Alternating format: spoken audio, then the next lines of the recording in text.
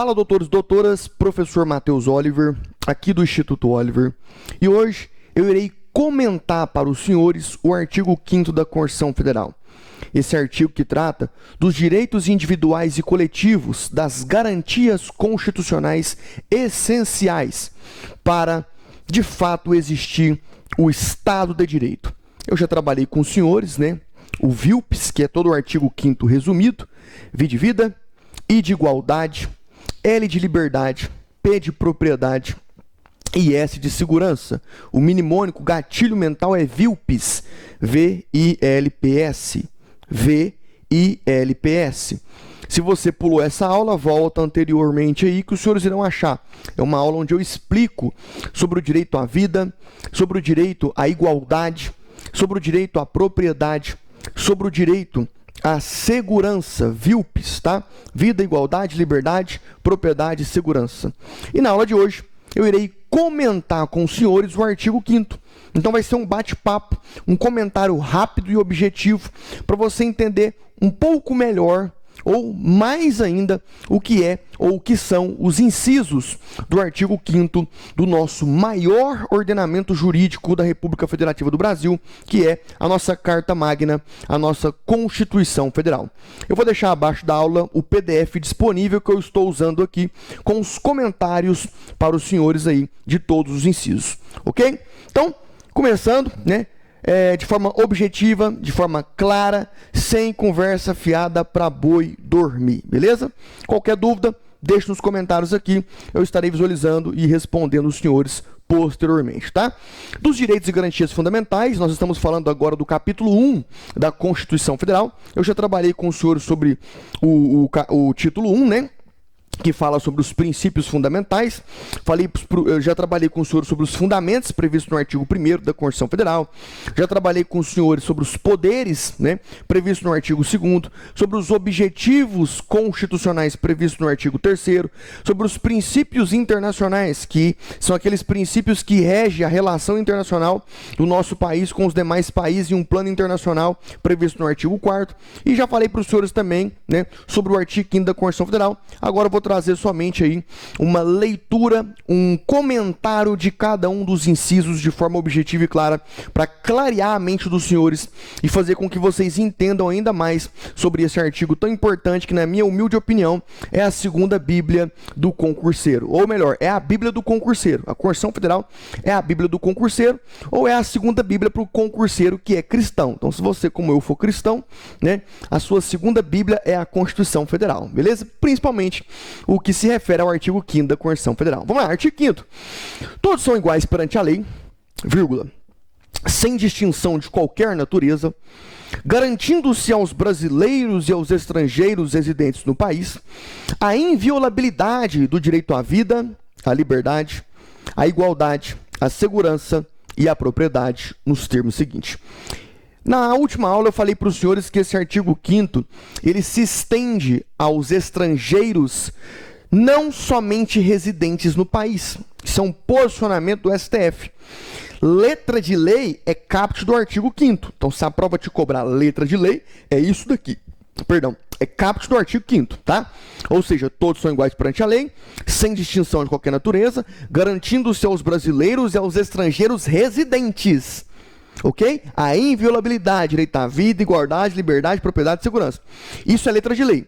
Agora, partindo para a jurisprudência, para entendimento do STF, que é a nossa maior corte hoje do Poder Judiciário, é a alta corte do Poder Judiciário, eles entendem que esses direitos individuais e coletivos se estendem também aos estrangeiros em trânsito, que são aqueles estrangeiros que se encontram a trabalho, aqueles estrangeiros que se encontram de férias aqui no Brasil, que vêm para estudar, que fazem intercâmbio, não só aqueles residentes, mas a qualquer estrangeiro, ok? Seja a passagem de férias, a trabalho, a estudo, não interessa, é garantido a esses estrangeiros também os direitos individuais e coletivos previstos no artigo 5º da Constituição Federal. O STF também entende que é estendido os direitos individuais e coletivos aos apátridas. O que são apátridas? São aquelas pessoas que perderam a sua nacionalidade. seja por alguma legislação interna de seu país, por algum crime que ele venha a ter cometido, ou por ter se casado com algum país diferente da sua nacionalidade, e é previsto isso na lei dele, que se caso acontecera isso, ele perderia a sua nacionalidade. Então, existem diversos motivos, né? Em diversas culturas, em diversos países, que o indivíduo pode perder a sua nacionalidade se tornando um apátrida, ou seja, uma pessoa sem pátria. Então, até os apátridas, se estando essas pessoas, esses sujeitos aqui no nosso país, no nosso território lindo e maravilhoso chamado Brasil, são a eles também garantidos os direitos individuais e coletivos, ok? Vamos agora então para os comentários dos incisos. Inciso primeiro, né? Homens e mulheres são iguais em direitos e obrigações, nos termos da Constituição. Ou seja, homens e mulheres serão tratados pela Constituição de forma igualitária, não havendo distinção entre os sexos. Então, homem e mulher é tratado pela Constituição de forma igual em direitos. Presta atenção, em direitos e obrigações, ok? Então, a Constituição, senhores, sempre a Constituição é ela que traz as exceções à regra. Por exemplo, quando a gente estuda o artigo 12 da Constituição Federal, que é o vínculo jurídico-político que o indivíduo tem com o seu país, ou seja, a nacionalidade, fala que não haverá distinção entre brasileiro nato e naturalizado, salvo aqueles previstos na Constituição Federal. A própria Constituição traz os cargos privativos de brasileiros natos, que são aqueles cargos que só brasileiros natos poderão ocupar. Então, quando a Constituição fala que homens e mulheres são iguais em direitos e obrigações, a própria Constituição vai trazer algumas exceções a regras depois. Então fique tranquilo. Aqui é artigo 5º da Constituição Federal. Nós estamos dando o artigo 5º. Beleza? 2. Ninguém será obrigado a fazer ou deixar de fazer alguma coisa senão em virtude de lei. Ou seja, ninguém está autorizado a obrigar ninguém a ser determinado, a não ser por algo por lei. Então vamos supor que o policial te para, né? E aí ele fala assim, fica pelado na rua agora para poder te revistar. Mas não há uma previsão legal, não há nenhuma lei que respalde a autoridade policial ali, não a autoridade policial, porque a autoridade policial é delegado de polícia, que respalde o agente de segurança pública, no caso o policial militar, a fazer isso. Então ele não pode fazer isso, ele não pode, por exemplo, você quer ver uma outra coisa? Te obrigar a desligar a moto e você ir arrastando a moto, você colocar a moto no guincho, né? Gente, não há previsão legal para isso. Ninguém será obrigado a fazer ou deixar de fazer alguma coisa, senão em virtude de lei. Tem que ter uma lei, tem que ter uma previsão legal, ok? É mais ou menos isso para você entender, tá bom? 3. Ninguém será submetido a tortura, nem a tratamento desumano ou degradante. É óbvio, né, gente? Ou seja, é garantida a todos a integridade física e psíquica. Então, é garantido a você, cidadão, estrangeiro residente, estrangeiro em trânsito, apátrida, né? A garantia da sua integridade física e psicológica e etc. Beleza? 4. É livre a manifestação do pensamento, sendo vedado o anonimato. Ou seja, desde que haja identificação, é autorizada qualquer manifestação de pensamento. Você quer manifestar o seu pensamento? Não coloca a porra de uma touca na cara, ou não se esconda, não venha de anonimato. Seja claro, seja objetivo, apareça no vídeo. Exponha suas ideias. Exponha, manifeste o seu pensamento. Mas as pessoas precisam ver você. Você não pode ficar em anonimato. Não é colocar uma máscara na cara da La Casa de Papel, ou do Batman, ou de qualquer super-herói da Marvel, e ir lá e jogar o seu pensamento. Não, não, não. Você pode manifestar o seu pensamento, desde que não seja em anonimato. Então é livre a manifestação do pensamento, sendo vedado o anonimato. 5. É assegurado o direito de resposta proporcional ao agravo, além da indenização por dano material, moral ou à imagem. Ou seja, é autorizado o pedido de indenização a outrem por qualquer pessoa que tenha um prejuízo material ou à sua imagem. Então você pode aí, né, sendo lesado por alguém, exercer o seu direito de resposta proporcional ao agravo e inclusive buscar a justiça para reparar eventual prejuízo ou dano material ou moral que você tenha aí recebido, beleza? 6. É inviolável a liberdade de consciência e de crença, sendo assegurado o livre exercício dos cultos religiosos e garantida, na forma da lei, a proteção aos locais de culto e suas liturgias. Meu brother, cada um pode escolher livremente a sua religião. Então, você é da Umbanda, é Espiritismo, é reencarnação, meu Deus do céu, é protestante, é católico, é maçônico, não interessa. No nosso país, inclusive o nosso Brasil, varonil, ele é laico. Então o Brasil é laico. A República Federativa do Brasil ela é laica, ela não tem uma única religião. O nosso país é laico, embora nós somos maioria, né, cristãos, né? A maioria do povo brasileiro é de religião cristã, mas cada um é livre, né, para acreditar na moeda, para acreditar, sei lá, em qualquer coisa. Eu acredito em Buda, eu acredito em Maomé, eu acredito em Cristo, eu acredito no capeta. Você pode acreditar no que você quiser, desde que você não faça mal às pessoas, beleza? 7. É assegurada, nos termos da lei, a prestação de assistência religiosa nas entidades civis e militares de internação coletiva, ou seja, é direito receber assistência religiosa independentemente de onde estejam internados, seja entidades civis ou militares, ok? Os senhores estão me acompanhando? Foca comigo aqui e vamos para cima, tá? 8. Ninguém será privado de direitos. Eu estou lendo aqui, tá, o artigo 5º da Constituição Federal e estou trazendo o comentário para os senhores. Ninguém será privado de direitos por motivo de crença religiosa ou de convicção filosófica ou política, salvo se as invocar para eximir-se de obrigação legal a todos imposta e recusar-se a cumprir prestação alternativa fixada em lei. O que o inciso 8º está querendo dizer, professor? Simples. Não se pode privar alguém de seus direitos por razões religiosas. No entanto, não pode utilizar a religião como uma razão de descumprimento da lei ou extinção de punibilidade. Entendeu? Então, todos estão debaixo da lei, independentemente da sua religião ou não. Vou dar um exemplo para os senhores. Nós, cristãos, abominamos o aborto. Confere? Nós, cristãos, eu estou falando cristão de verdade, não estou falando cristão meia tigela que não sabe nem quem é Cristo, não. Porque cristão é o quê? Um seguidor de Cristo. Eu estou falando de cristão, seja protestante ou católico. Eu estou falando de cristão de verdade, que tem a leitura bíblica, que conhece a história judaica cristã, a história do povo judeu ortodoxo, como vê a existência do cristianismo, quem foi Jesus histórico e o Jesus teológico, que é o Deus encarnado, que é o verbo que se fez carne. Eu estou falando de cristão, estou falando de meia boca que não sabe nem o que é cristianismo não, tá bom? O cristão, ele abomina o aborto, só que nós temos autorização legal para duas espécies de aborto legal. Artigo 128, inciso 1º e inciso 2º do Código Penal. O aborto necessário, que é uma espécie de aborto legal, quando se trata de uma gravidez de risco, né? E o aborto decorrente de vítima de estupro, né? Havendo aí também precedido por um médico, né? Por um médico legal. Então, nós temos duas previsões de aborto legal no nosso ordenamento jurídico. Artigo 128, inciso 1º e inciso 2º, aborto necessário e aborto mediante estupro. Beleza? Nós não concordamos, mas existe uma previsão legal e vamos seguir essa previsão legal aí. Beleza? Então é isso. 9. É livre a expressão da atividade intelectual, artística, científica e de comunicação, independentemente de censura ou licença.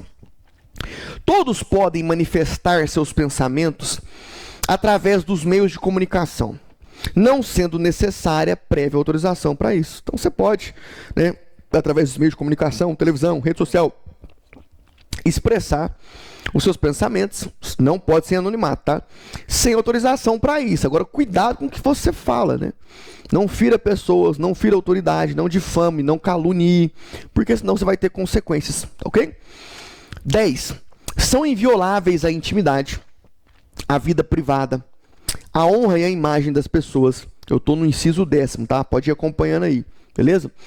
Eu não vou falar em número romano, vou falar em número brasileiro para você entender melhor, tá? Assegurado o direito à indenização pelo dano material ou moral decorrente à sua violação. Ou seja, a pessoa que se sentir lesada em relação à intimidade, em relação à sua vida privada, em relação à sua honra e à imagem, é garantido a ela o direito de ingressar com uma ação judicial para pleitear a devida indenização. É isso, tá? Inciso 11. A casa, isso aqui cai demais em concurso. A casa é asilo inviolável do indivíduo, ninguém nela podendo penetrar sem o consentimento do morador, salvo em caso de flagrante delito ou desastre, ou para prestar socorro, ou durante o dia por determinação judicial. Ou seja, a ninguém é permitido entrar na casa, né, de outrem sem o consentimento, a não ser durante o dia por mandado judicial, ou para prestar socorro, ou por cometimento de crime.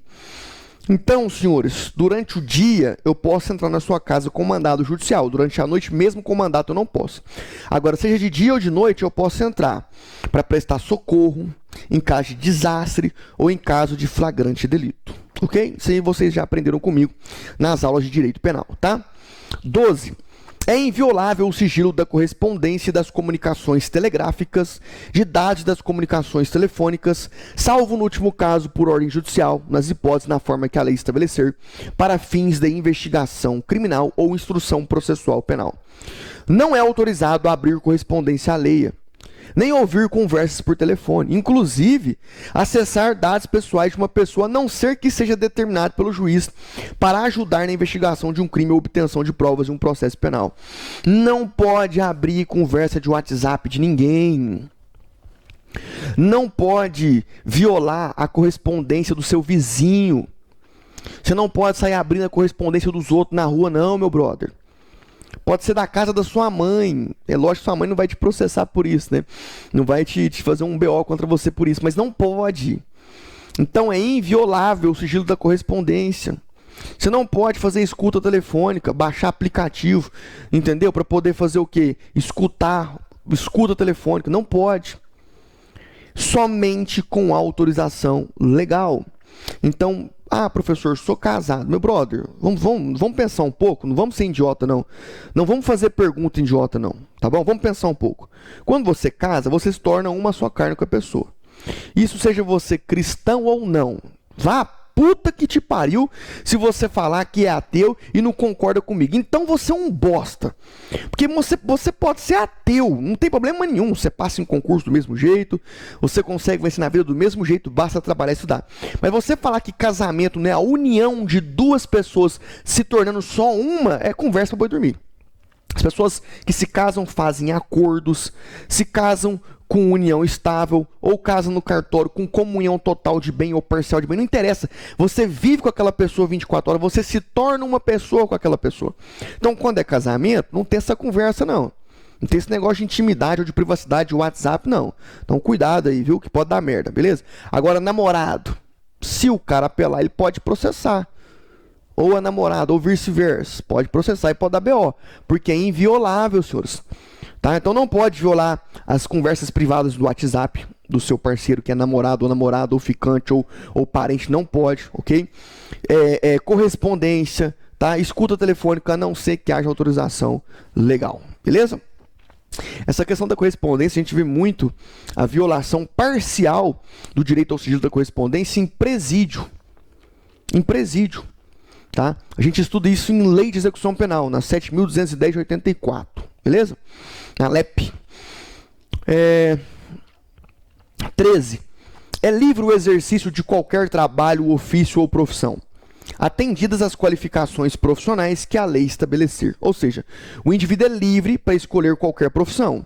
Entretanto, a lei pode exigir certos requisitos antes do exercício de algumas atividades, como a aprovação na OAB para exercer a advocacia. O cara, para ser médico, ele tem que passar, ele tem que ser formado em medicina, tem que fazer residência.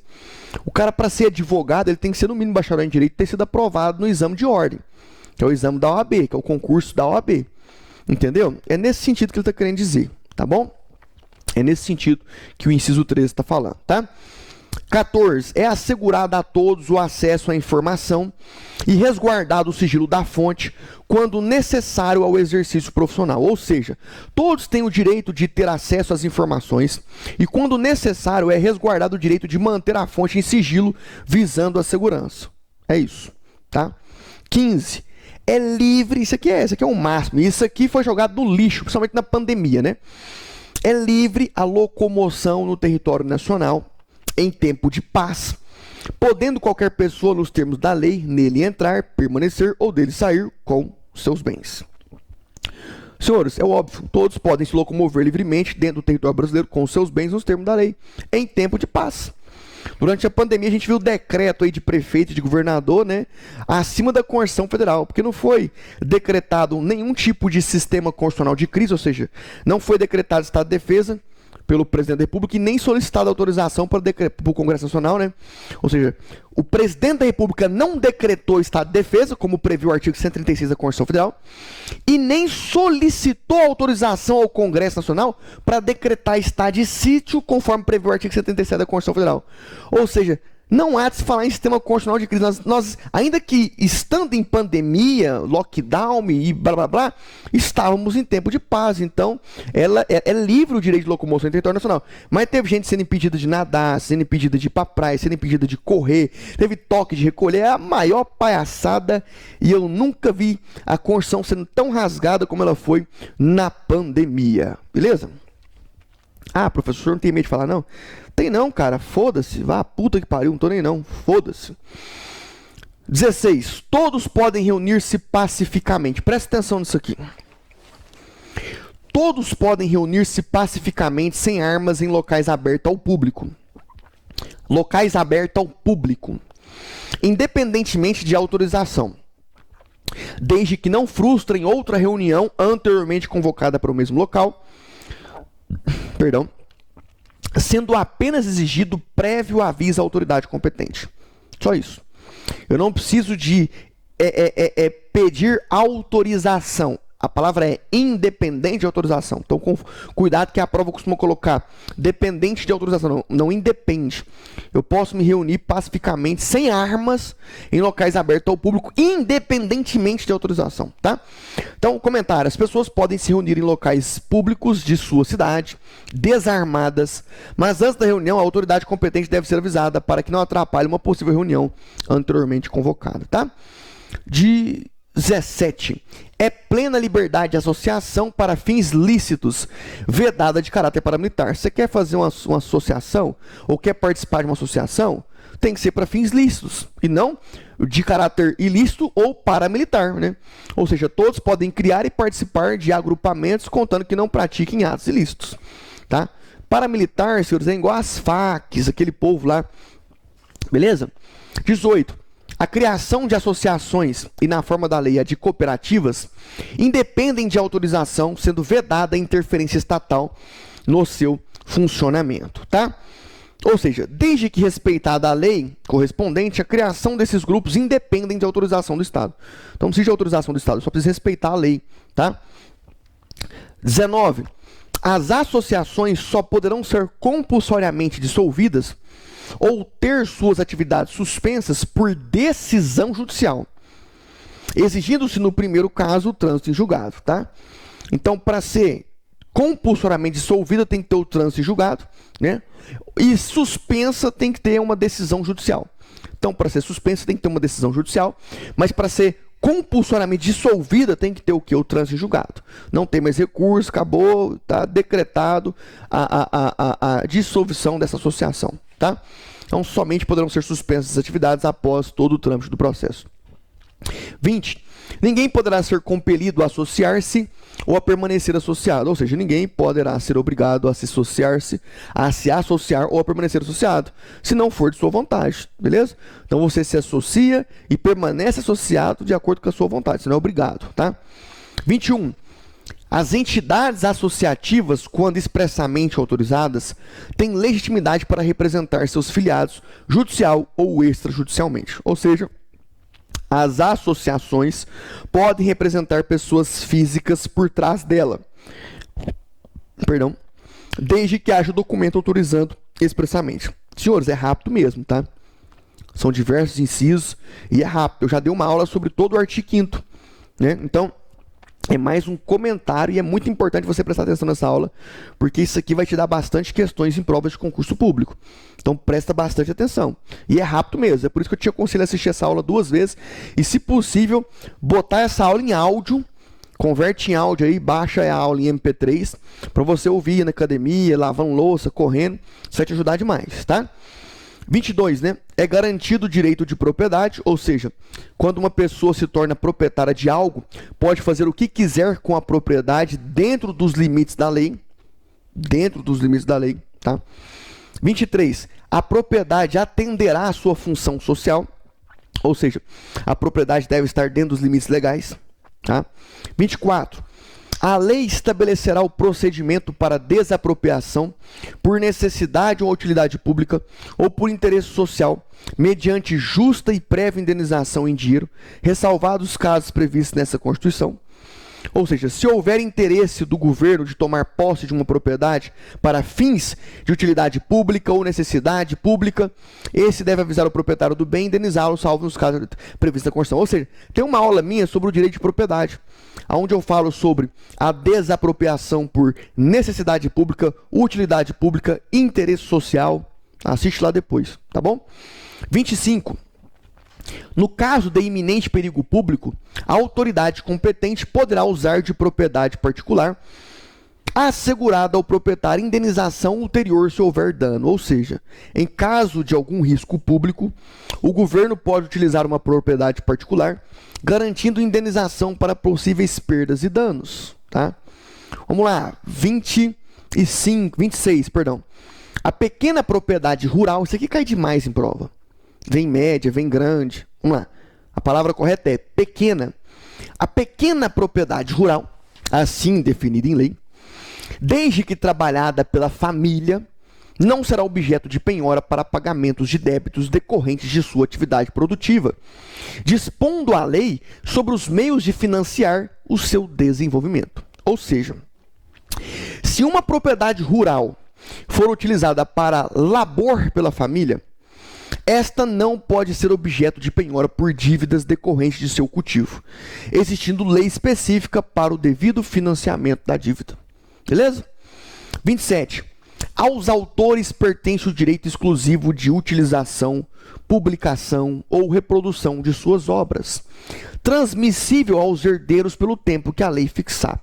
Ou seja, apenas o autor de uma obra poderá utilizá-la, publicá-la, reproduzi-la, sendo passados os mesmos direitos para seus herdeiros. Show de bola? Vamos lá. Inciso 28º, né? São assegurados nos termos da lei, a linha A proteção às participações individuais em obras coletivas e a reprodução da imagem e voz humanas, inclusive nas atividades esportivas, ou seja, outro inciso que garante a proteção ao criador ou inventor de uma obra, né? A linha B, o direito de fiscalização do aproveitamento econômico das obras que criarem ou de que participarem os criadores, aos intérpretes e às respectivas representações sindicais e associativas. Comentário. É direito das pessoas supracitadas fiscalizar a forma como outras pessoas ou empresas ganham dinheiro com as obras que eles criaram e ajudaram a construir. Beleza? Vamos lá. 39. A lei assegurará aos autores de inventos industriais privilégio temporário para sua utilização, bem como a proteção às criações industriais, à propriedade das marcas, aos nomes de empresas e a outros signos distintivos, tendo em vista o interesse social e o desenvolvimento tecnológico e econômico do país. Comentário. A lei ela assegura aos autores de inventos industriais o direito temporário de utilizar sua criação com exclusividade e a proteção ao que a indústria criar visando o interesse e desenvolvimento econômico de determinada região ou país, tá bom? 30. É garantido o direito de herança. Quando alguém morre, o seu patrimônio é transferido para o herdeiro legal, tendo este o direito de recebê-la. É isso, tá bom?